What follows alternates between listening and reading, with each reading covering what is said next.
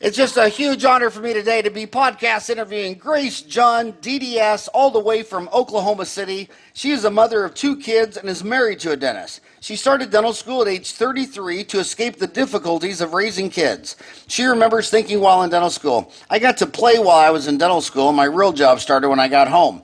Despite the challenges of immigrating to America in 1982 and learning a new language and culture, she struggled through her own mental blocks of being told she was stupid. After many years of schooling with a bachelor's and a master's in psychology, behavioral science, she was exposed to dentistry by her husband, who changed careers from engineering to dentistry, also at age 33. Grace Jun graduated from the University of Oklahoma College of Dentistry in 2013, and since have opened a dental assisting school and her own practice, Grace Dentistry, in Oklahoma City. She is an advocate for women who seek second chances in life and have since become an inspiration to other women who thought it was too late for a new career. That is just an amazing story. Where did you immigrate from? South Korea. South Korea, and at what age? I was 6. 6 years old. Did you know any English when you came? No, we only knew thank you very much. But I didn't really know what that really even meant. We just said it during our customs. Like my brother kept on saying, just say thank you very much, thank you very much. And that's all we said. And who came over? Your mom and dad, or just your mom? Or why did you move from South Korea to Oklahoma City? My dad is a pastor, or he was a pastor, and he came to Wisconsin first a year before us because he was pioneering the church. And then a year after the church was established, we all came, which is 3 older brothers, my mom and I. So we came over and joined him. So you originally were in Wisconsin? Milwaukee. I lived in the ghettos. Like, we went back and we didn't realize how poor we were until we actually went back. We're like, we're really, really poor. Now, is Christianity very big in South Korea? How did your Korean father become a Christian pastor in Wisconsin? Well, he was a pastor in South Korea, and he received Christ when he was about to die from tuberculosis. He grew up in the war era. And he got really sick, and he kind of, did the whole, if you let me live, I'm going to sacrifice my life for you. And he did. He's still alive, and he's still, slightly preaching, but he's retired. And then there was an opportunity open in Wisconsin to open up a church, and that's where he went. And then how old were you? And then after Wisconsin, you went to Oklahoma?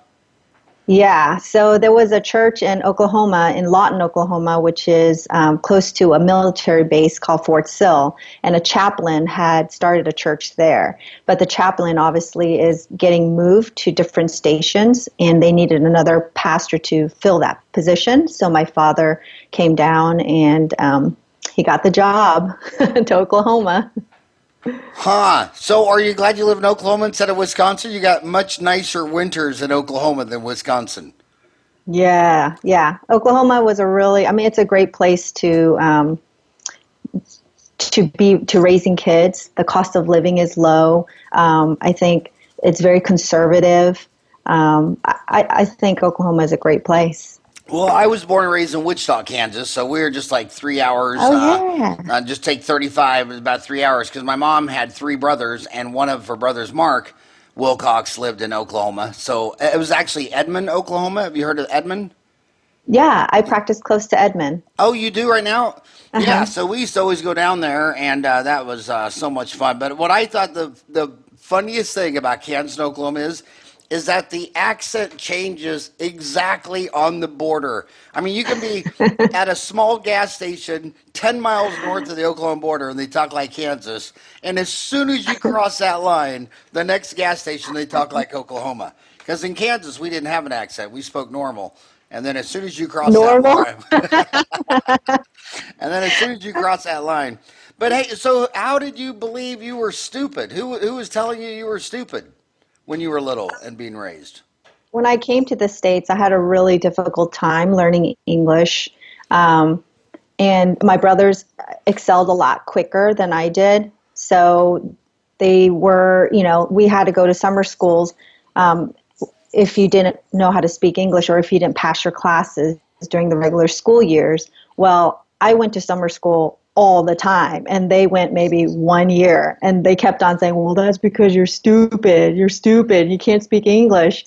And so, and after a while, when someone keeps saying that to you, you start to really, really believe it, especially when you're young, and there are things around you, enforcing that is what you are, because why are you the only one going to summer school when all your brothers have summers off, and you're constantly, making bad grades in school, and no one talks to you, and then the only thing you're good at is, my brother would say, is only thing you're good at is cleaning. You're going to be a cleaning lady because you're so stupid, And so, after a while, and that's just brothers, being a jerk as they always are, you start to believe that, and you start to believe it in your mind, and that's what you grow up with, and that's the image that you have of yourself.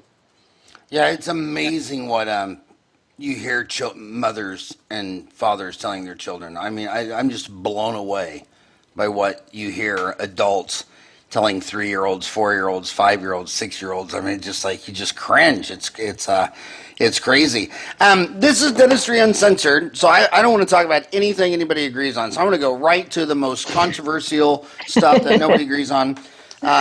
True or false? A lot of people believe that what's going to fuel DSOs is because half the class now is women, and they don't want to wear all these hats of being a business owner and being mom and all this, and they just want a professional job Monday through Friday, 8 to 5, so that at 5 o'clock they can go home and concentrate on the family and being a mom. True or false? I think that's true to maybe 25% of the female population that graduate as a dentist. I think they initially think that when they finish school, but once they get into the DSOs, just like I did, I realized that I don't really like to be told what to do all the time, and I don't like to be pushed around. And even though when I left school, I didn't think, I was like, there's no way I'm going to work. I'm going to open my own practice. I'm going to work for public health, and all that stuff. And I realized that that wasn't my personality. And I think women, once they go into that sector, they realize that they're not fit for this environment, and they're better suited to open their own practice. And I see a lot of my classmates that are female that are opening up their practices, their own private practices. I completely agree. I'm always in these dental schools, and they're bombarded by all this brainwashing from DSOs. They're always in there having pizza lunches and learns and telling them that everything you and I are doing is dying, and it's all going to turn into McDentals and Walgreens and CVS, and better get on now.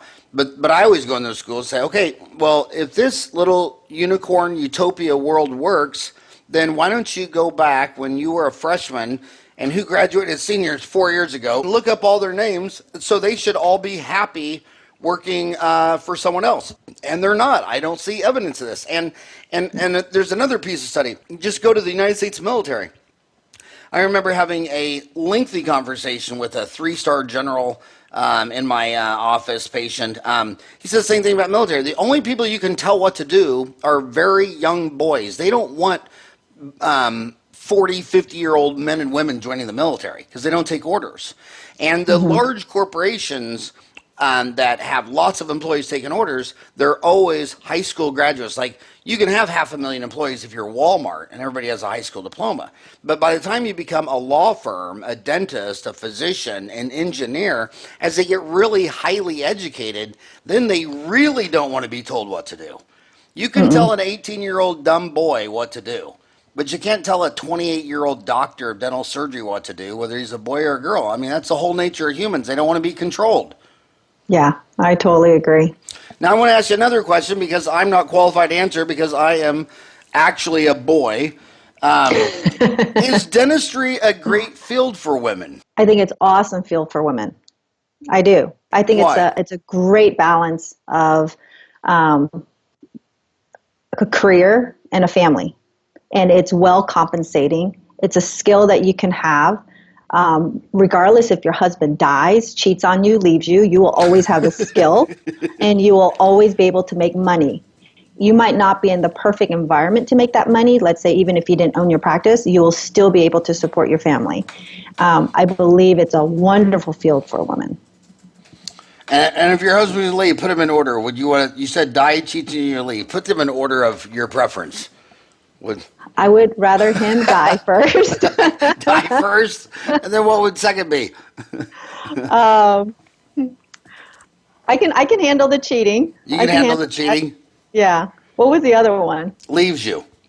He leaves me. Yeah, I mean, he can leave me if he really wanted to. Yeah, if he was tired of me. Well, one of the biggest controversies is when you and I, 10, 20 years ago, we used to always hear of pastors and people saying, some quality time.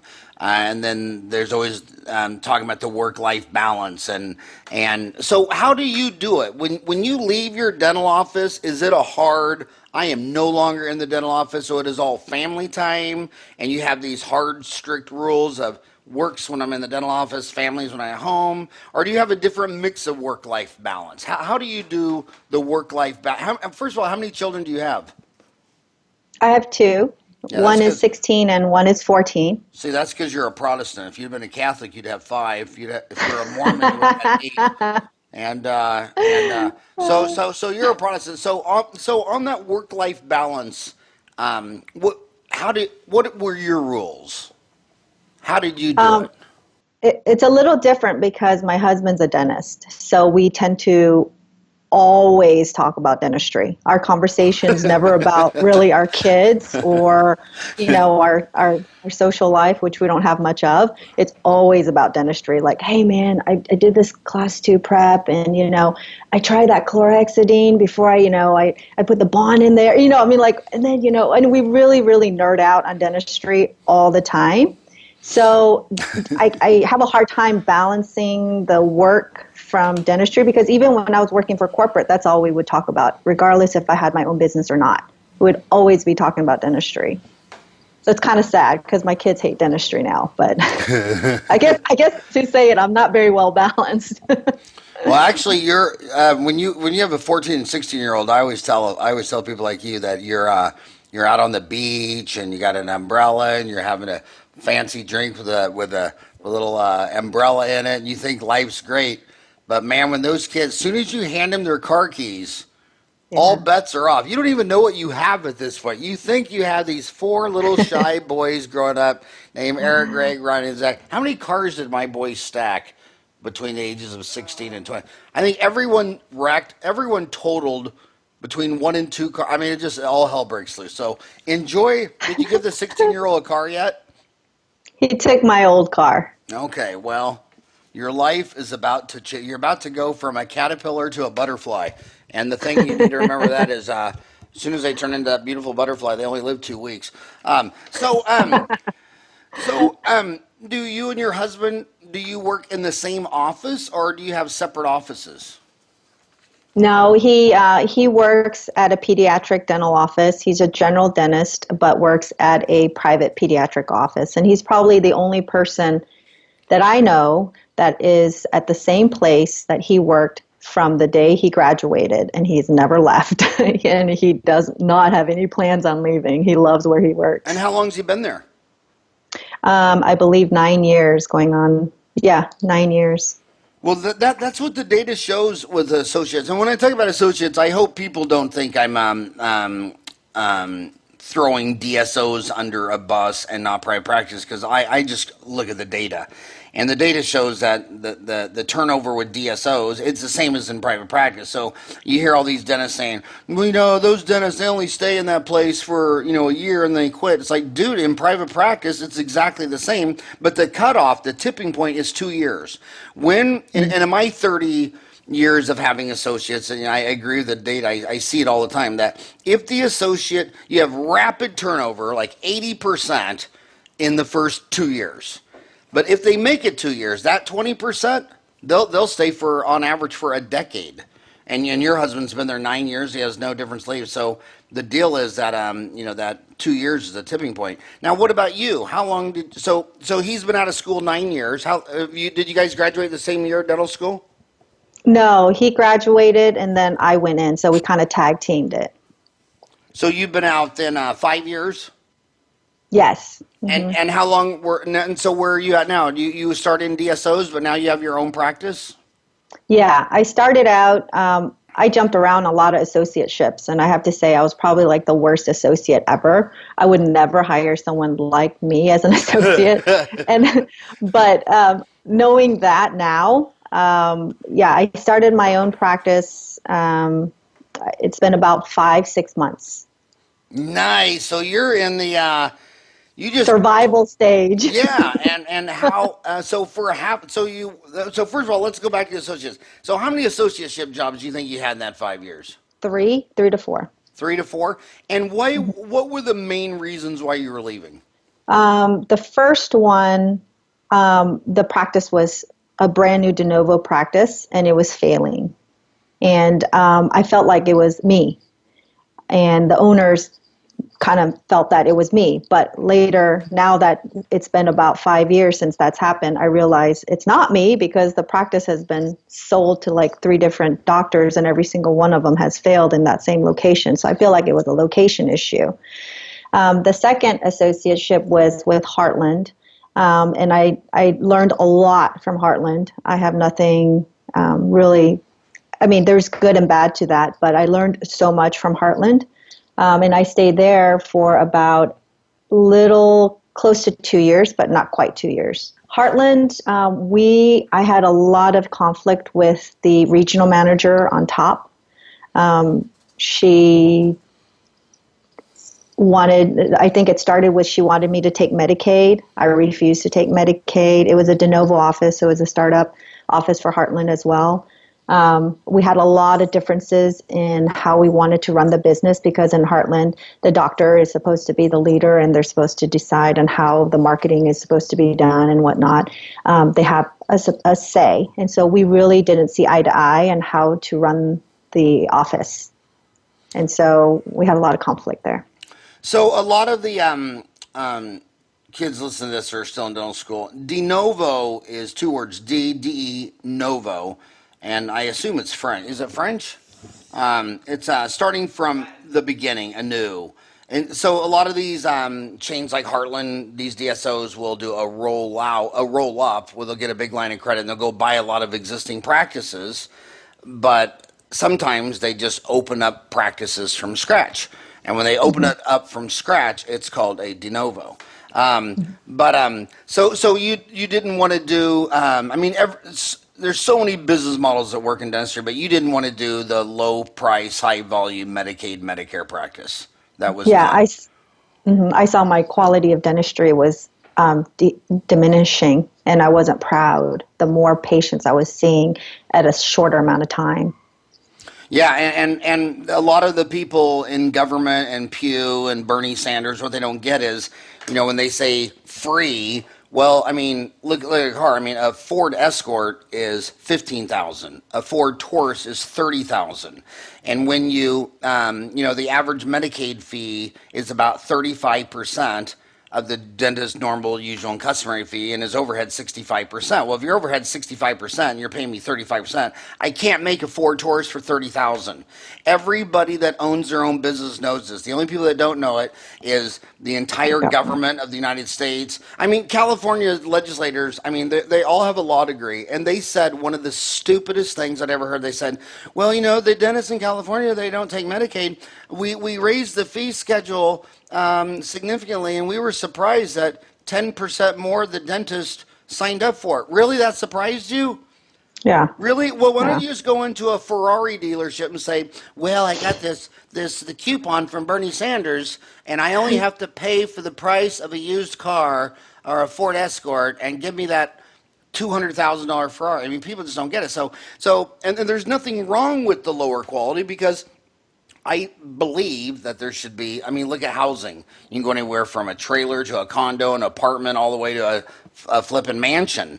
And healthcare, if healthcare wants to live in this bubble that it doesn't have price segmentation, well, they're living in this fantasy world of woulda, shoulda, coulda, and that's not how the real world works. You can't incentivize somebody to go through 8 to 12 years of college and be a physician, a dentist, a surgeon, and all this stuff, and then work for a minimum wage. That's not going to work. You can't sit there and say, well, we need to have MRIs and CAT scans and CBCTs, but we want to pay for an old-fashioned radiograph that Röntgen developed 100 years ago. I mean, they have just no sense of reality, and that's what I love about economics and math. There's no emotions in it. I don't care if 2 plus 2 makes you feel sad. I mean, it's 4. And if it makes you feel sad or happy, that's your problem. It's not what math and economics says. It's how you interpret it with yourself. It just is what it is. I mean, it just is what it is. So when you do a high volume, low fee, and dentists don't get it either, because a high volume, low fee, well, you switch to amalgam.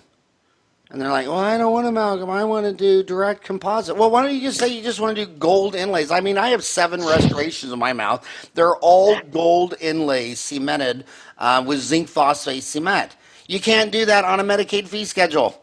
No. And I don't think you can do posterior composites either. I mean, I can bang out an amalgam back there. Shoot, you don't even have to have a rubber dam with an amalgam. I mean, But that, we still do composite regardless if they pay for it or not. Yeah, and that's the problem. When people go to low fee, high volume, they still try to make a $30,000 Ford Taurus. I'm like, you can't do that, dude. You're losing money. You got to switch to a Ford Escort. It's public transportation. It's a bus. And they're like, well, I want him to be in a Ferrari. It's like, okay, then you can't take Medicare. You can't take Medicare. If you want to build Ferraris, you can't take Medicare or Medicaid. And some dentists love treating the poor. And I do. I mean, I think it's fun. But you have to have your dental office has to focus. You got to sit there and say, I am a Ford Escort for $15,000, or I'm a Ford Thurs for $30,000. You know, you have to pick one. You talk about that you're passionate about giving women second chances, regardless of their age. You can be anything you want to be. That's a strong message. There's a lot of hygienists out there, dental assistants. There's a hygienist. We got to get her on the show. She was like you. She's working 3 or 4 different offices and said, forget it. And she realized she lives in Arizona, one of the few states where you don't have to be a dentist to own a dental offices. So she started her own dental office. So now she's a hygienist who owns her own damn office because the dentist wouldn't listen to her, the office managers wouldn't listen to her, and guess what? Now she's the owner, and she's making probably 5 times more or 10 times more money than any hygienist in the state of Arizona. We got to get her on the show. How is that even working out? I mean, I have a hard time seeing dentists working for a hygienist. I guess it would be no different than working for a businessman that owns a DSO. Right. I mean, Heartland's got, 830 offices. Aspen's got 650. Pacific Dental's got 500. So, yeah. So, and that's another thing. There's market segmentation. You can't label and say all dentists would not be an associate or all dentists would be associated. I mean, it just really depends on circumstances. So, what dental school did you graduate from? University of Oklahoma, OU. And you worked in that first office and it was failing. My question is, do demographics matter? Do you think that first office was failing because you said it was sold to 3 other dentists and they couldn't get it running either? Do you think it was a demographics issue? When you're in the state of Oklahoma, do you think demographics matter, or can anybody open up in Oklahoma City or Tulsa and just do it, or do they need to be rural? Or I think demographics really matter. I think it makes a big difference. I think marketing is a big issue as well. If you're going to be in a high concentrated area, you have to have your marketing straight, and it's got to be effective. So did you do a lot of demographic research for where you went? Well, where I opened, I should have a little bit better, but no, I didn't. Opportunity came. I'm in a different office, not a traditional office. I'm actually, this guy had an associate, and the associateship didn't work out for a year, and so he had built a brand new huge office, and he had operatories available. So he offered to lease out those operatories, and so I took on it before I even did any of demographics. I knew it's a really high concentrated area and sought after street. It's a really big name street, so I just took it. regardless if the demographics was there or not, because the risk was so low. I didn't have to buy any equipment. I'm just leasing his space, and we have two complete separate offices under the same roof. Very non-traditional, but it saved me tons of money, and I really get to pan out my systems and just really build the office the way I want it, and it's more like an experimental ground for me to figure out what I really want. And how's it going a half year into it? I love it. It's going really great. It is a great way for me to. I would recommend it for anybody. I really would. It's given me opportunity to try things that I probably would not have tried because I don't have as much of a risk, and also.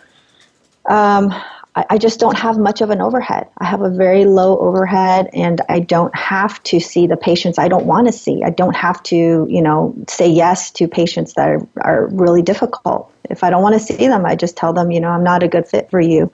I think you should look for another dentist. And I could be a lot more selective on the patient pool that I want. Because your overhead's so low? Yeah, because, I don't have to have them to say yes. I would like for them to say yes, but I don't need them to have to say yes because I have other things that's able to support me financially. Yeah, and it's these young kids, they got all these student loan money and they got all this debt, so they think they got to just take every patient, do every case because they got to pay the bills. And so many of these cases, it's the 80-20 rule.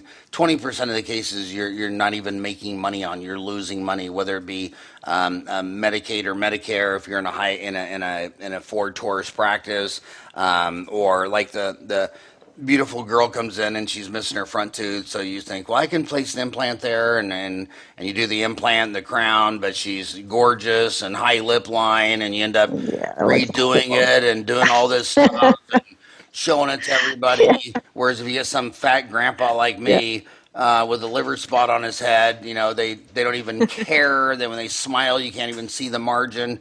One of the fastest, most successful dentists that come out of school, they're all book smart, or you wouldn't be a doctor of dental surgery. The ones that crush it are also street smart, and they can smell that this patient is a PITA and it's going to be a high overhead, high margin, or they come in, other red flags. They start telling you how the last 3 dentists were idiots and that they left them bad Yelp reviews and all this stuff like that, and you just got to run. Yeah. You just have to run. So what do you like to do? Lately, I think just the area that I'm in is a very affluent neighborhood where the business is. And lately, we've been doing a lot of cosmetic cases. So that has been like the 80-20 rule for me. That is like 80% of my income, but that's 20% of really what I'm doing. But that's feeding pretty much what that's how my office is running because of the bigger cases that we're getting. I enjoy doing, I enjoy more than the dentistry in itself. I can do any dentistry that I can enjoy any dentistry you want to enjoy. It's a mindset, right? But I really enjoy the patient relationship more than anything. I know that kind of sounds cheesy, but I really do. I enjoy talking with them. I enjoy spending time with them and getting to know them and their families. It's just a little different than what I was used to in like a Medicaid office that I used to work at in Heartland, where it was a DSO. I can really take my time, and it's been paying off because whenever I do build that relationship with the patient, they like me and they're willing to trust me, and they're saying yes only when I'm able to spend that time with them. And not a lot of dentists can do that because they have to see the next patient, but I only see one patient at a time, not only because I don't have a lot of patients, but because I can. Man, you said it's a mindset, liking dentistry. First of all, you just told me, I think 1,000 podcasts into, you're the first dentist that ever just described, you just called your dental office your business. You said our business is in a very affluent area. How beautiful is that? It's a business. You didn't say my dental office is in an affluent area. You said my business is in an affluent area. God, we should rewind the tape and that's just beautiful. And then mindset is everything. You just said that you like all phases of dentistry because it's a mindset. But same thing with communication. You say, well, in these DSOs are higher volume, they don't have time to talk to the patient. Man, even when I'm in these DSOs, the dentist will numb up the patient, and then he'll go back to his private office and shut the door for 10 minutes. And then get on, Reddit or Facebook or Dental Town or whatever. They just that is a mindset. They just, and I don't know if they're born that way. I do know that dental schools, their natural selection is they don't get people who have a well-rounded life and were in a fraternity and had a girlfriend and volunteered, and it just straight. Did you get an A+ in calculus, physics, geometry, and trig? And then they bring in all these freaks who, well, how do you get an A in all those classes? Well, you didn't have a girlfriend, you didn't join a frat, you didn't go out, you didn't have a life, you just sat in a library for 4 years. And now when that patient says, "Hi, Dr. Jun, how are you?" Is it June?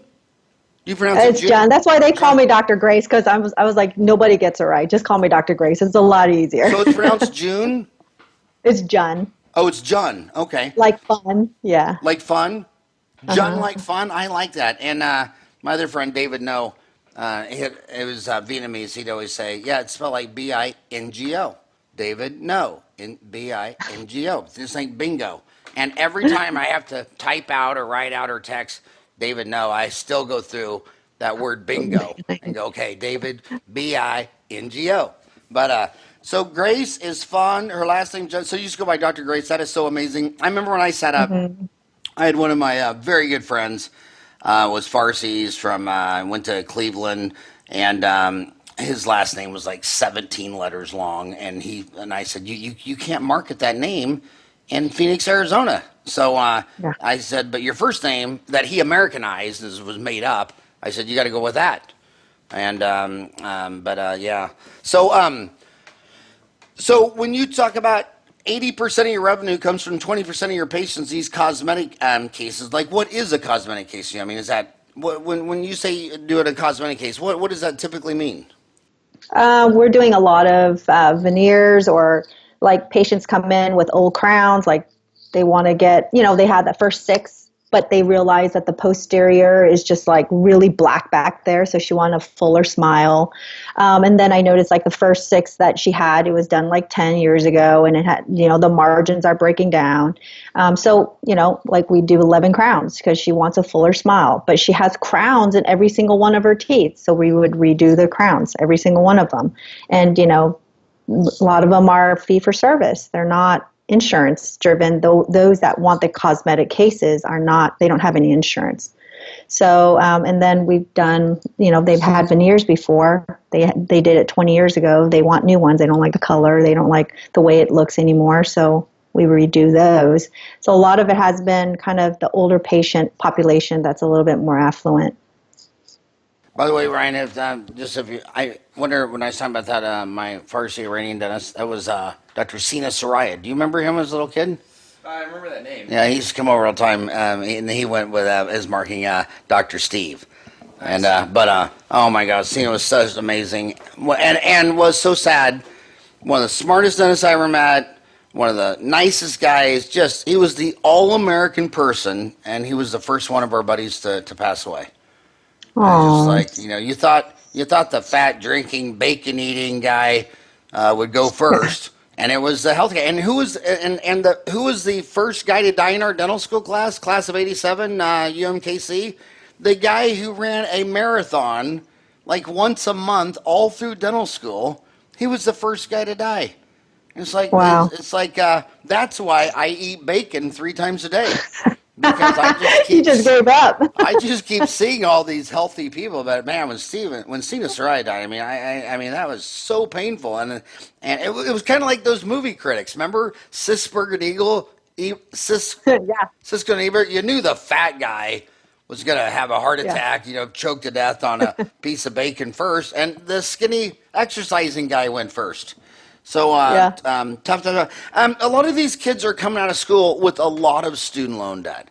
And so one of the things when they're young, they're looking at you thinking, when you started that practice, did you have to spend a lot of money on chairside milling or a CBCT or a laser? Are you doing these high-end cosmetic cases? Did you have to buy a bunch of expensive toys? No, no. I just dusted off my old articulator. That's pretty much all I did because I'm leasing all the other equipment. He doesn't have a CBCT. He doesn't have a chairside, like a Serac machine. We work with a really great lab, and that's it. I mean, it's not costly. It's not.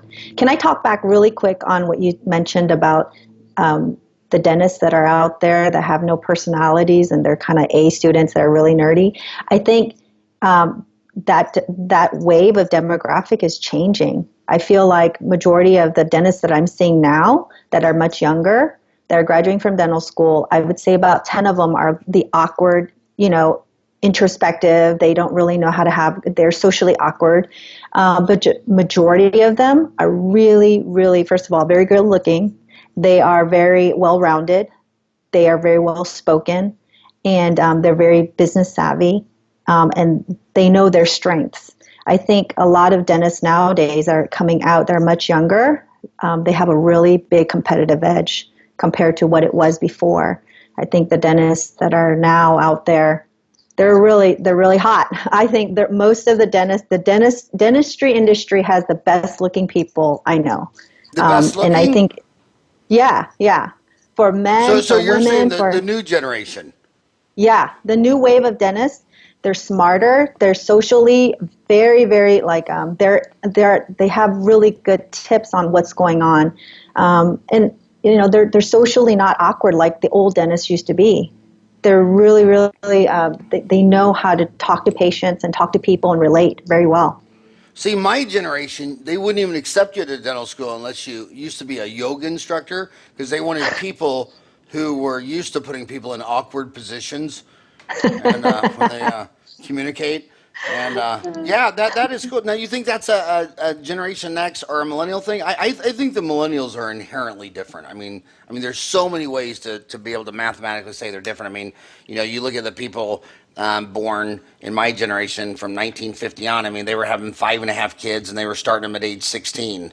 The millennials are having less than 2 kids and they're starting them a full decade later. You see in Japan the birth rate's under 1, and the older Japanese people say, well, the millennials are lazy, and the younger millennials are like, look at you, Dad. You've worked 12 hours a day, 6 days a week for these big Japanese companies, and then you come home and drink till you pass out. This is no life. I don't want. That's not going to be my life.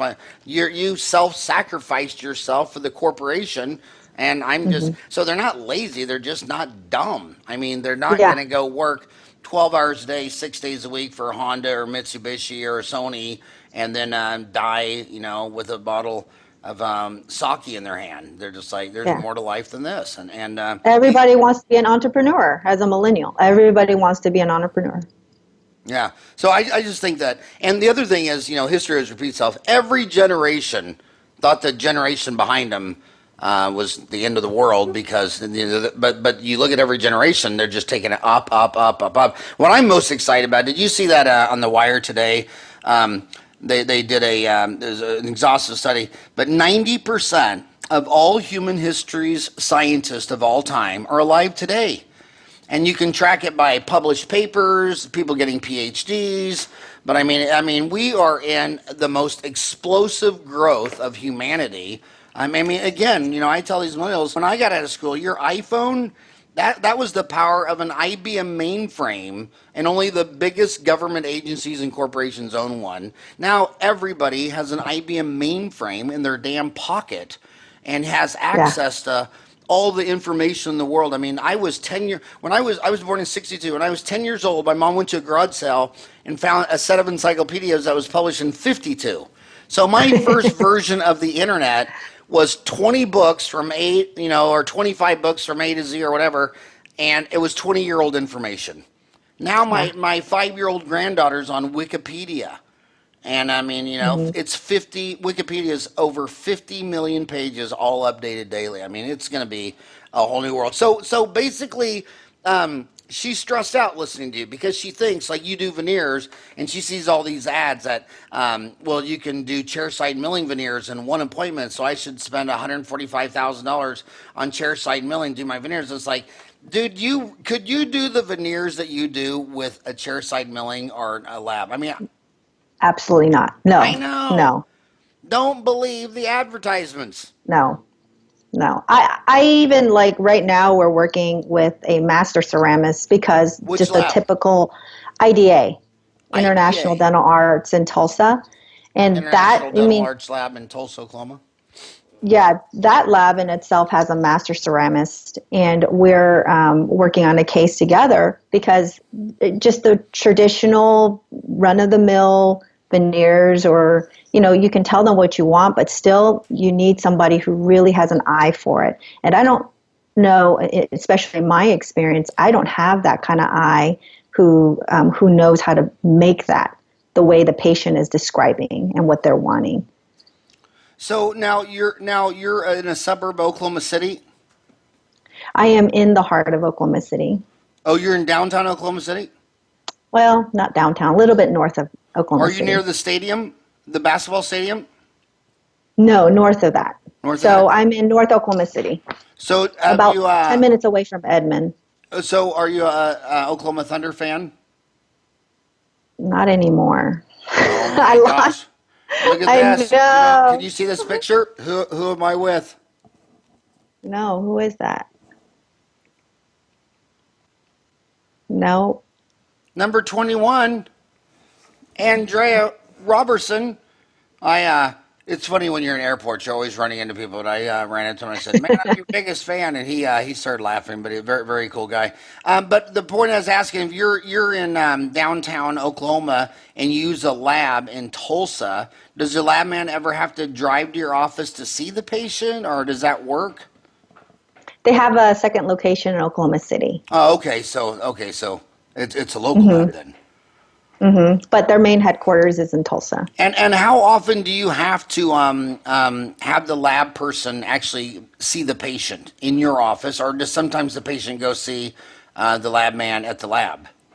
No, the lab has been very accommodating, and so anytime I request for them to come over for anything, they're there. Like, they're there all the time if I ask. If I just ask them to come in with a couple of different shades. We have a case that we're working on. It's just, she wants a really, really bleach white shade, and it's the bleach shades are not white enough. She wants a Hollywood smile. So, you know, we have to have the lab guy come in and let me see what shades you guys have. And then, so we just work that way. And anytime I ask for them to come in for a case that I don't know really what to do, they've been very accommodating. They've been coming, and they came and they helped me out and do whatever it needs to be done to get it taken care of, to make sure the patients are But happy. you agree that you could not chairside mill your veneers No. and have the turn. Yeah, that is. I mean, when people say that, I mean, I don't know whether I should laugh or cry. I mean, it's not going to happen. And they go, well, I went to the seminar, and it's like, okay, that person probably works for a company that sells this $150,000 machine, because I'm not finding. I mean, we had Michael Appa on the show, who has a veneers only practice in New York City and Dubai. I mean, when I asked him a question, I mean, he laughed. I mean, it can't happen. And then the other point I want to make is that for the young millennials, you're scared because you're coming out with so much student loans. Well, just cut your overhead. I mean, Grace has said several times how she's got low overhead, and the way to learn cosmetics is work with a lab up the street. But you want to learn cosmetics. Every time you want to learn something, you always got to go to the airport, fly across the country, and drop $3,000 on a weekend course. How come every time you have an idea, you spend $3,000? I mean, you know how you learn cosmetic dentistry? Find a cosmetic dental lab in your own damn town, and not only will they teach you how to do it, they also know the high-end elite dentists in that area.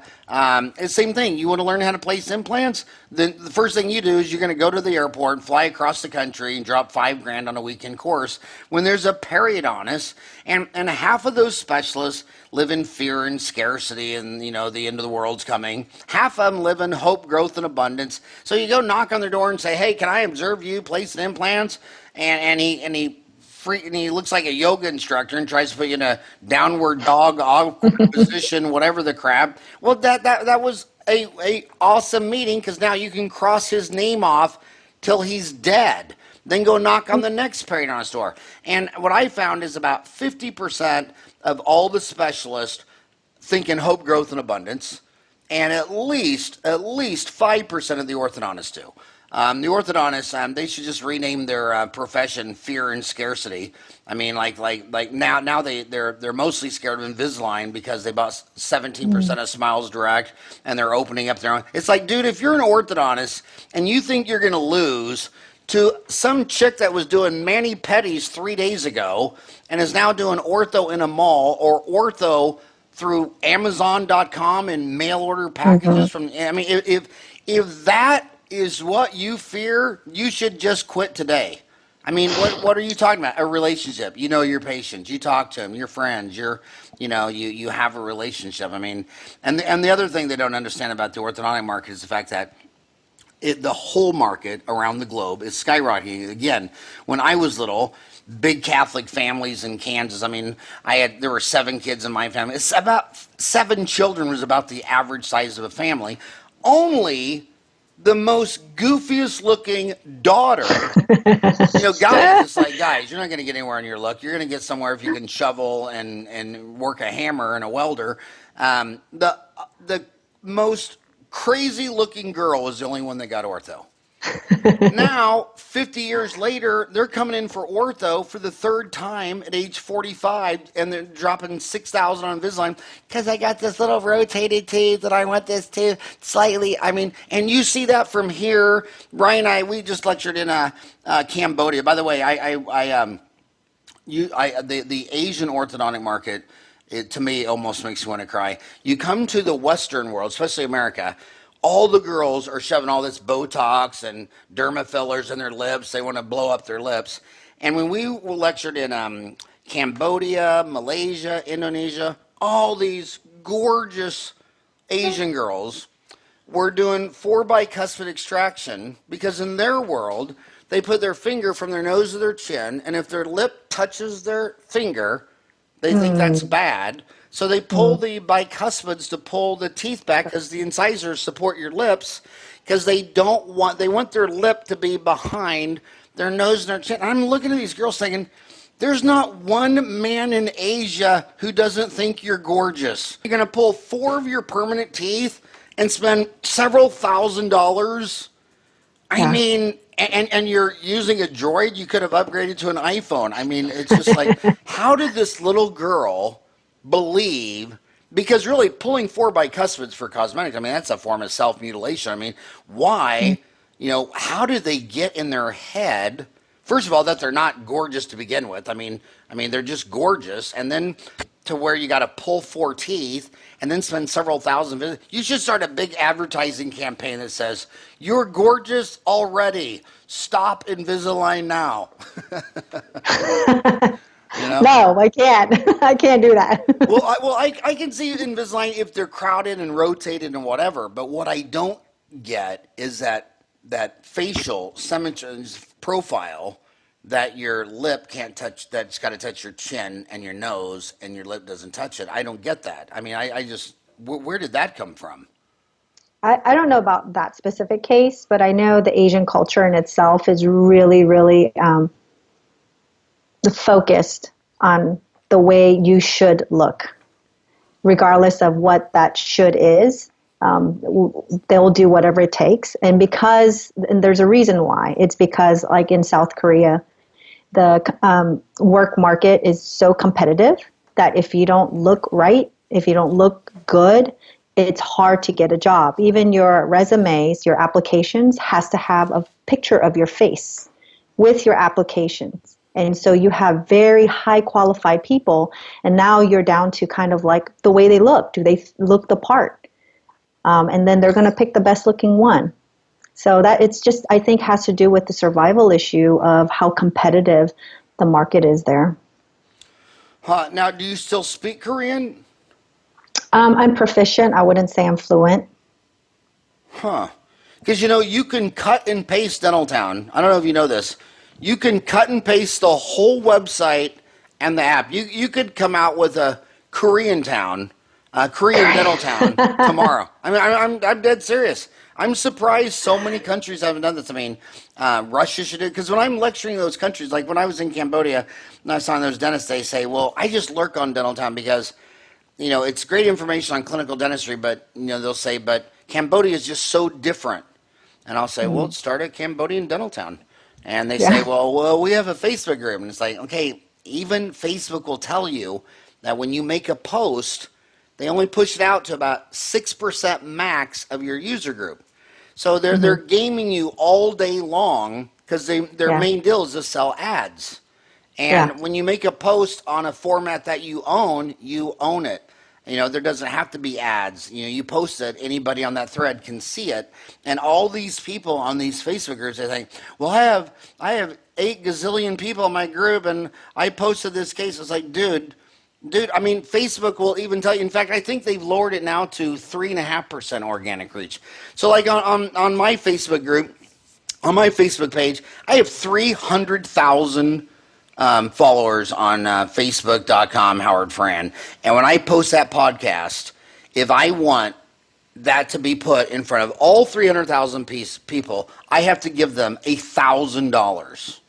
If I give them $300, it'll get maybe 100,000 views.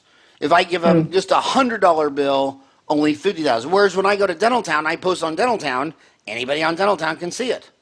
But anyway, so you should start a Korean Dental Town. I want to, since you're so much closer, you're 5 years out of school, and at least 25% of our audience is still in dental school, and I'm 30 years out. You would be so much better to give advice to dental students. What advice would you give to everybody listening to you right now who's still in dental kindergarten school and will be graduating? Gosh, we just had a bunch of graduation classes all last week.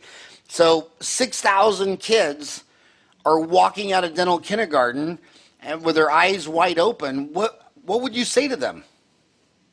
I would say, when I was in dental school, I thought that the professors didn't really know a lot, and I thought they were losers because they were teaching at the school and they probably weren't successful at private practice or whatever. They were not successful out in the real world.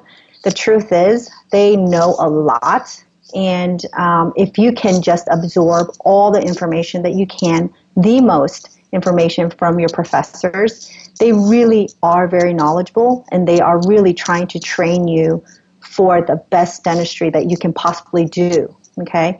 That's my opinion. In my school, I felt like that was the case, and that's a lot of information. Also, I don't think we took advantage of our education when we were in dental school. There's so much information that we couldn't digest all of it. We just took it and we dumped it for a test to pass to the next round.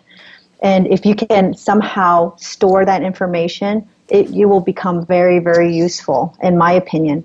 Also, when you get out, in my opinion, I think going to a DSO was a great opportunity. You learn so much. You are engrossed with thousands of patients. If you're not confident in a procedure, you get to do it over and over and over until you get really confident and proficient at it and pick up your speed and learn as much as you can about the front office, about how business is ran through a DSO. And then if you want to go off on your own, go off on your own. Or if you want to try a private associateship, and even that, if you don't stay, at least you're learning how to run a private office, like a small business on your own. That would be my advice. School, learn as much as you can from DSOs, and try to get as much information and work on as many patients as you can and get all the CEs that you can. And then if not, you can try to go to a private office and learn as much as you can and then open up your own if you're up to it, if you want to. Yeah, I can't believe they'll sit there and say, yeah, I worked at Heartland or Aspen and I didn't like it and I quit. And I said, well, gosh, Steve Thorne of Pacific, he has 500 offices. Aspen has 650. Rick Workman of Heartland has, 830. That guy could manage 830 offices. So tell me all the business systems you learned from Heartland. I mean, obviously you stole all their manuals and their systems, and You just took all. I mean, some of the most well-run offices I know, Yeah. worked in these large DSOs, and they just got all the systems, all the documents, all the everything. Even used the same software they were running on, and they got an A in that. And Hmm. they say that's where they learn business. So it's all a Yeah. mindset. I mean, you said a mindset. And, how can you hate dentistry? Well, because Yeah. it's a mindset. Why do you not like to sell dentistry? Well, that's your mind. I mean, Yeah. everything is a mindset. Everything is an attitude. Your attitude Yes. determines your altitude. So these are the most common questions that the millennials in dental kindergarten always ask. They always ask the same two things: should I do a residency? Should I specialize? What would you say? She's a junior in dental school, and this keeps her up at night. I said if you can specialize, specialize. But if I had a choice, I personally, I would do general dentistry and I would do a residency. You would do a residency. Hmm. And my advice on a residency is when you want to see rare stuff, you got to be in a really huge city. A residency in L.A. or Chicago or Houston is better than any residency in Salina, Kansas. I mean, that's another thing you're seeing med schools doing, like the med school in Kansas KU. They're moving their hospitals and residencies down to Wichita, Kansas, because when you're in a town with 400,000 people, you're going to see a lot more diversified cases than when you're up there in Hmm. Lawrence in a town of 50,000. I mean, it's just pure math. I mean, the best, I mean, it was even Socrates said the best surgeons are the ones who went to war. I mean, where else could you have that many subjects to slice and dice and on a battlefield? Yeah. But the one thing about specialties, you said general dentistry. I agree. You said do a residency. That is awesome. But specialty, they're gone. Texas just declared them invalid. I mean, the guy in Texas, remember that lawsuit? He was advertising that he was a specialist in implantology. So the Texas Dental Association, part of the tripartite system of the American Dental Association, sued him, said, you can't say that because the American Dental Association only has 9 specialties and we don't have a specialty in implantology. And the judge said, the American Dental Association is a club. It's a membership Mm-hmm. organization. You're not some government agency. You're not the state board of dental examiners. We don't give a shit what you or the Kiwanis or the Rotary Club says. You're not a regulatory agency. And your husband works in a pediatric dental offices, and he's a general dentist, right? Hmm. Hmm. He So can probably outperform any pediatric dentist, just like yeah. any other pediatric. He's so good. I mean, I hate to brag about him, but he's amazing. He So, really is. so he can say, I specialize in pediatric dentistry. He can say, I'm a pediatric specialist because he only does pediatric dentistry. And I've seen this happen a dozen times in my 30 years out there. It'll be a small town. There'll be like 8 dentists, and they don't have any specialties, and and that's why the dental schools need to teach all the specialties. Because I just posted this yesterday. I find this very interesting, and everybody needs to get this. So, America, 144 counties have half of the population of the United States total, 3,142 counties. The 144 largest counties have a population of 159 million, which is 59 point. Oh man, I did a typo. I put 59.3. Ryan, can you go back there on those posts? That's supposed to be 50. And that's what happens when you're 55 years old and you have grandchildren. Even with readers and the largest iPhone they make, I still can't see. 50.03% of total population, and the 2,298 smallest counties have a population of 159,332,918, which is 49.97% of total population. And it's just where was I going with that? So in Specialties. these small towns, there's no specialist. And so in these dental schools, when the oral surgeons have high self-esteem and think in hope, growth, and abundancy, and they teach these dental students how to extract teeth. The endodontists think in hope, growth, and abundancy, and they teach them how to do molar root canals. The pediatric dentists think in hope, growth, and abundancy, and teach them how to do molars. But the orthodontist still won't teach any ortho in school, and these schools are paid for by the state government. Half the taxes are paid by the flyover states in the rural America, and then these kids go back there and they didn't learn anything in ortho because the the orthodontists still say, well, if you want to learn ortho, you need to go to ortho school. And it's like, you know what you need to do, buddy? You need to go live in Eloy, Arizona for the rest of your life. And you need to, not everything is Oklahoma City and Dallas and Houston. There's, half of America lives in a city that you've never heard of before. And, but anyway, there'll be a small town. And there'll be like 8 dentists there. And they're at the study club. And one dentist says, you know what? The only thing I like is Muller Endo. I hate everything else. I'll fire my hygienist and say, they used to call it practice limited to endodontics. And so they were an endodontist the next night. They were doing all the molar endos. And then usually it was the girl. I hate to be sexist, but it was. It was usually the only girl who said, well, you guys all hate children, and I enjoy children, so I'm just going to be practice limited to pediatric dentistry. And then all the 6 dentists in the middle are like, oh, man, this is awesome. He's going to do all the molar endo. She's going to take all the kids. This is awesome. Yeah. And also, historically in dentistry, I think the greatest endodontist in the world never went to endo school. Ben Johnson, in Oklahoma, Tulsa, Oklahoma, the founder of Thermophil and Nitai and all that stuff, Tulsa Dental Products, he never went to endo school. John McSpadden in Chattanooga, Tennessee. And both of these guys, when I was little, I called them up. They thought in such hope, growth, and abundance. And I said, well, I just want to fly to your. I said I want to fly to your office because I could afford it on Southwest Airlines, but I don't know if I could stay at a hotel. Both those guys said, "Well, just stay at my house." So I flew to Tulsa, Oklahoma on Southwest Airlines. Ben Johnson picked me up in his flipping Rolls Royce. No, that was John McSpadden had a Rolls Royce. Ben Johnson had some big Mercedes thing, and we went and spent the whole day in his office. And he goes, "I never went. Both of them never went to endo school." So. When people say, well, I want to go specialize in pediatric dentistry, well, if you got out of school and you found a great pediatric dental practice that would take you in and they would teach you, what's the difference between mentoring from a 50, 60-year-old pediatric dentist versus the one in your residency program, especially if you're going to rural, because no one cares about you anyway. When you go to rural America, I'm surprised they just don't say the United States of 144 large counties. And that's what that last election was about. That last election was about a backlash of all those rural flyover states. They feel like they're not sitting at the desk. So they voted in, I don't want to talk religion, sex, politics, or violence, but that last election was all about the flyover states flipping off Washington, D.C. You know what I mean? Because when you read all the news, same thing with the news. When you read the news, they always talk about the Fortune 500. It's always Amazon, Amazon, Amazon. Only 15% of America works for the Fortune 500. 85% of America works for a small business, a farm, a dental office, a restaurant. I mean, 85% of the people don't even get mentioned in the press, and half the population of America in the 2,998 smallest counties, no one ever talks about them, no one ever cares. It's all about the big city. And I'll say it until I'm blue in the face. The dentists that I've seen crushing it the most are the ones that get out of dental school and they go about 2 hours away from where you could fly out of. So just go to Oklahoma City, say, where is the airport?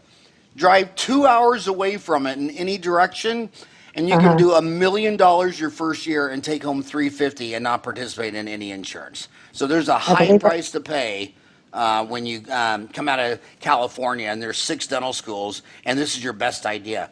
Well, I want to have a dental office so when you look out the window, you can see the ocean. Oh my God, that is so original. What's your next invention going to be? A bicycle? I mean, it's, and then you go an hour inland where nobody, like who in the hell would want to live in Bakersfield? Unless you liked meth a lot. And then the dentists go out there and they set up in Bakersfield because everybody else wants to be in Beverly Hills, and they just crush it. But I'm so babbling. I can't believe that you're married, have 2 kids, and on Memorial Day, you got up and talked to me and my homies for an hour. Is there any question I didn't ask that I should have asked? Anything you wish we would have covered? No, but I do want to say one thing. I feel like I understand where you're coming from with the specialists, but I also see the specialists have their rights as well. I do see that they worked hard for for the title that they're receiving and the education that they put in. I see their merit too, and I can't poo-poo on them. I really don't. I see that they have a place And I understand in rural areas you should learn how to do all the things that the dental school doesn't really prepare you to do efficiently, and you kind of have to learn it on your own. But in metropolitan areas such as where I am, there is so many specialists that I believe in referring. I do. I don't believe that a dentist in a metropolitan area that has a lot of specialists with them around them can do everything and everything well, up to the standards that we should. I believe in the referral, the team approach, all that stuff. But the difference in my mindset is my dad, Sonic Drive-In was from Oklahoma City. The invention of Sonic Drive-In. And my dad, that's what he did. He got into the Sonic Drive-In franchisees. But when you buy a franchise, your franchisee is doing everything to help you grow your business. And let's go talk about the American Dental Association. It's a nonprofit. A pediatric dentist. I mean, the pediatric dentist, you would think by 2018, before this lawsuit in Texas, they would have gone to all 50 states, got the state board of dental examiners to pass legislation about specialty and all this stuff like that. But they didn't do anything. I mean, they were completely caught off guard. 50 states. How many of those states for the state board of dental examiners had already passed legislation in their congresses and had their governor sign off that you have to be a specialist in pediatric dentistry or orthodontics or oral surgery? You know what? Here's all I'll say is if you bought an IHOP or now the number one franchise, I never would have thought when my dad owned Sonic, McDonald's was number one, Burger King was number two, Wendy's was number three. Now number one is Chick-fil-A. Oh yeah. And they're closed on Sundays. So the market is so changed. But you know what? But when you buy a Long John Silver's or a Chick-fil-A, your franchisee is working all day long to help you grow your business and be profitable. And who is running all these specialties and dentists? Nonprofits. And they wonder why they're not profitable. I mean, so I think the specialty issue, it should have been a huge revolt against these dental associations that are nonprofits, and they're nonprofits and they're asleep at the wheel. I used to always criticize the American Dental Association because they would collect several $100 million a year in dues, and and they couldn't even buy one ad during the Super Bowl.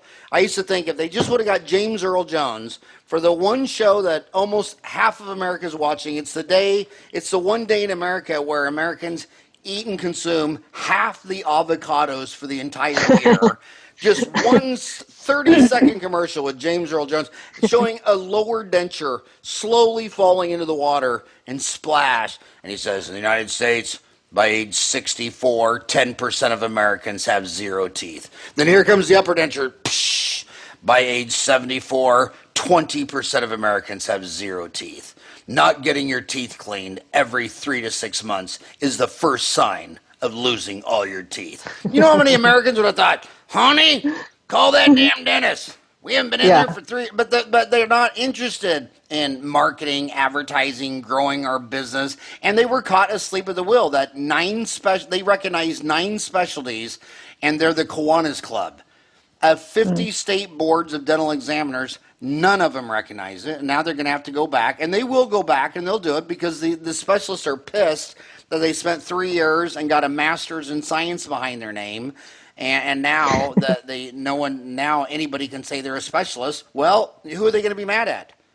They'll probably be mad at me because I mentioned it. That's why I call it Dentistry Uncensored. If you're a snowflake, don't listen to this show. But hey, Grace Jun, it was such an honor for you to come on the show. I just lectured in Oklahoma a couple weeks ago. When were we down there when we saw? In Oklahoma? It was like April. Yeah. It was in April. Love that state. I was at an implant course with Arun Gar, so I missed you. Yeah, Arun Gar. We've had him on the show. Amazing implant guy. But you're amazing, and thank you so much for spending your Memorial Day morning with me and my homies, giving them such amazing advice. Thank you so much. Well, thank you. I appreciate it. And I hope you have a rocking hot day. Go, and I'm sorry about your 16-year-old getting car keys. I hope the next 2 years go well for you. All right. Bye.